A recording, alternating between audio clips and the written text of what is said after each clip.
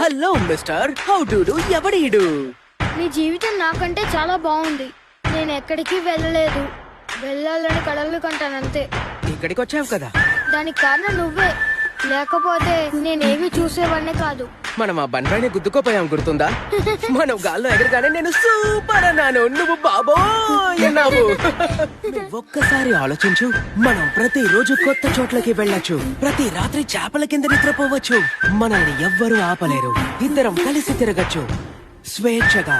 అసలు మనం అక్కడ బతకగలమా? నువ్వు నేను కలిసామంటే ఏమైనా చేయగలం, ఎందుకంటే వీడు నా ఫ్రెండ్, వీడికేం కావాలో నాకు తెలుసు. అలాగా, తనకేం కావాలంటావు? నేను మన ఫ్రెండల్లే ఇంకెవడుంటాడు, జనమందరిలో తానొకడే కాడు, మన గుండెల్లో